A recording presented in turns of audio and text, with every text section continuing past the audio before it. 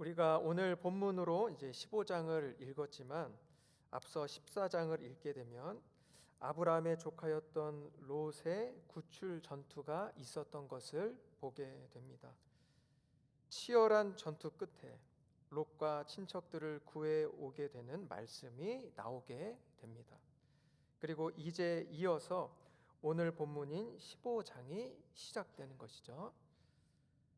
그런데 하나님께서는 15장에 와서 아브라함에게 다시금 언약을 주십니다. 하나님께서 아브라함에게 주실 축복, 아브라함을 통하여 땅과 그 후손에 대한 축복을 다시금 선포하면서 약속해 주시는 것입니다. 1절 말씀입니다. 이후에 여호와의 말씀이 환상 중에 아브라함에게 임하여 이르시되 아브라함아 두려워하지 말라. 나는 내 방패요 너의 지극히 큰 상급이니라. 그리고 4절 5절 말씀 보겠습니다. 여호와의 말씀이 그에게 임하여 이르시되 그 사람이 내 상속자가 아니라 내 몸에서 날 자가 내 상속자가 되리라 하시고 그를 이끌고 밖으로 나가 이르시되 하늘을 우러러 무뼈를 셀 수 있나 보라. 또 그에게 이르시되 내 자손이 이와 같으리라. 사실 이미 이전에도 약속을 해주셨기 때문에 반복을 안 하셔도 될 것 같은데 하나님께서는 오늘 본문을 포함해서 또 계속해서 그 약속을 반복해 주시고 또다시 확인시켜 주시는 것을 보게 됩니다. 창세기에 나오는 아브라함의 본문들을 보게 되면은 무려 7번에 걸쳐서 약속을 반복해서 재확인시켜 주시는 것을 보게 됩니다. 하나님께서 이렇게까지 계속해서 반복해서 언약을 재확인시켜 주셨던 것은 아브라함은 땅과 후손에 대한 언약을 처음으로 또 첫 번째로 받는 사람이었기 때문이었습니다. 언약을 받는 첫 사람이었기 때문에 이 약속을 바로 듣고 깊이 확신해서 그 후손들에게 계속해서 계승하는 것이 누구보다도 중요할 수밖에 없었던 겁니다. 이후 후손들은 이전부터 이미 자신의 아버지와 조상들이 하나님으로부터 약속을 반복해서 받아왔기 때문에 어쩌면 더 믿음을 갖기 쉬웠을지는 몰라도 아브라함은 어느 날 자신을 찾아오신 하나님께서 주시는 그 약속을 처음 듣는 사람인 거죠. 그러다 보니까 그렇게 약속을 처음 받게 되는 아브라함이 언약의 첫 조상으로서 확신을 갖는 것이 너무나도 중요했다라는 것입니다. 그래서 오늘 본문에서도 하나님께서는 아브라함에게 친절하게 그 약속을 계속해서 또 계속해서 확인시켜 주고 계시는 것을 보게 됩니다. 보기에는 좀 느끼기에는 그 뉘앙스가 말대꾸를 하는 것 같은데도 아브라함이 그렇게 계속해서 하나님 앞에 이야기를 해도 하나님께서는 다 대답을 해주십니다. 생각을 해보면 참 감사한 것입니다. 아브라함이 그 약속에 대한 믿음을 잃지 않을 수 있도록 혹 그 믿음이 부족해졌더라도 다시금 그 믿음을 아브라함이 다잡을 수 있도록 그 약속의 말씀을 계속해서 들려주시고 또 들려주시고 계시는 겁니다. 그리고 15장에서는 하나님께 계속 그렇게 이야기하고 또 질문도 하고 계속해서 질문하는데 하나님께서는 이것을 다 받아주시고 또 대답해 주시면서 아브라함이 이해를 하고 또 확신을 가질 수 있도록 인도해 주시고 계시는 것입니다. 이런 것을 보게 되면은 우리가 때로는 하나님 앞에서 이해되지 않는 것이 생기게 될 때에 그러한 마음이 계속해서 우리의 마음 가운데 들게 될 때에 우리가 시험에 들어서 신앙의 침체에 빠질 것이 아니라 바로 하나님께 나아가서 하나님 앞에 그렇게 나아가서 계속해서 기도 가운데 또 말씀 가운데 묻고 도움을 구하는 것이 중요함을 우리는 보게 됩니다. 뭔가 이해되지 않고 내 마음 가운데에 계속해서 염려될 때에 오히려 더 말씀으로, 기도로, 그렇게 예배의 자리로 나아가서 우리가 하나님께 귀 기울이는 것입니다. 우리가 하나님 앞에 계속해서 도움을 구하는 겁니다. 그러면 분명 하나님께서 우리의 마음과 생각을 인도하십니다.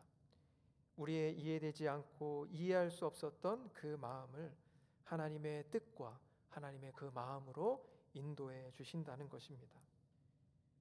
우리가 기도드릴 때 말할 수 없는 탄식으로 우리를 위해서 기도해 주시는 성령께서 우리에게 하나님의 뜻을 깨달아 알게 해 주십니다.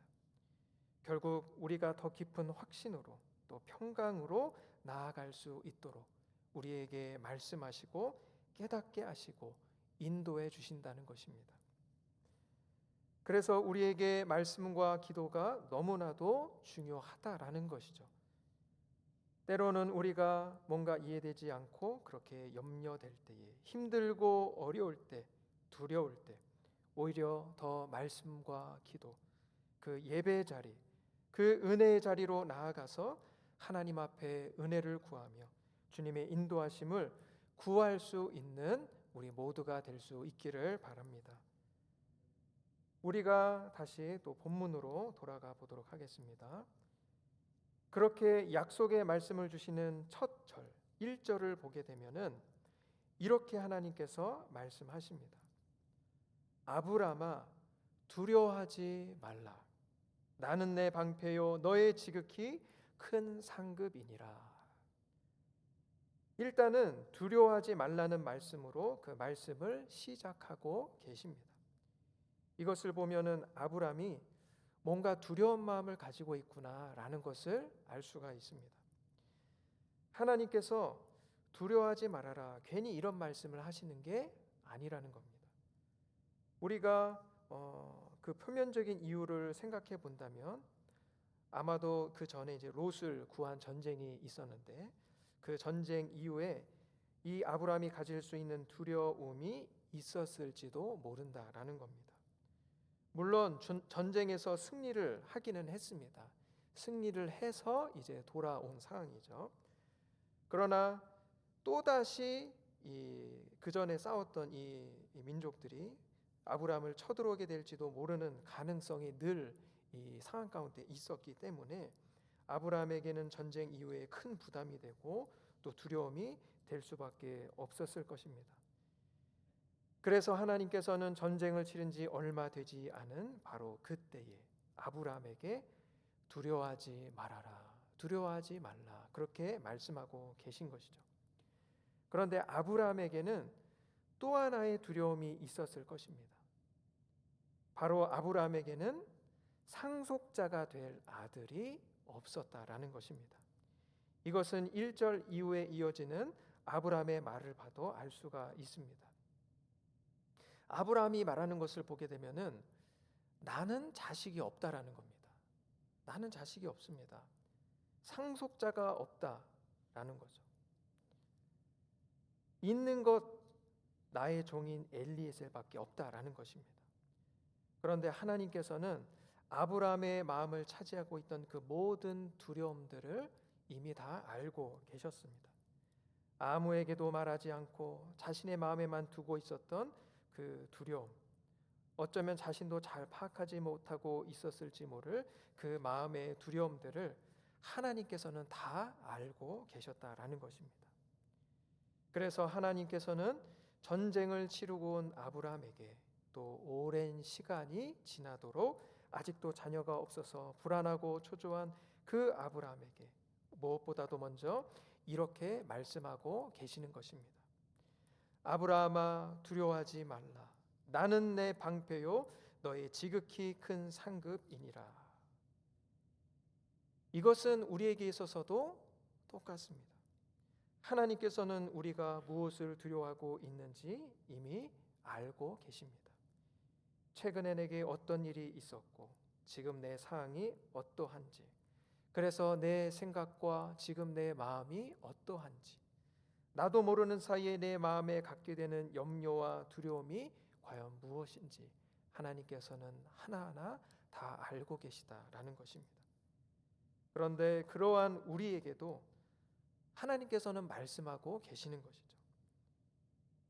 이전에 나의 예배 시간에 내게 들려주셨던 약속의 말씀들, 성경을 읽으며 깨닫게 하셨던 그 은혜의 말씀들을 다시 듣게 하시고 또 듣게 하셔서 내게 어떤 복을 주셨는지, 내가 정말로 어떤 복을 받은 사람인지, 내가 어떤 축복을 누리고 있는 사람인지, 내가 앞으로 또한 어떤 복을 누리게 될 사람인지 다시금 깨닫게 하시는 것입니다. 그리고 오늘도 나에게 말씀하시는 것이죠. 두려워하지 말아라.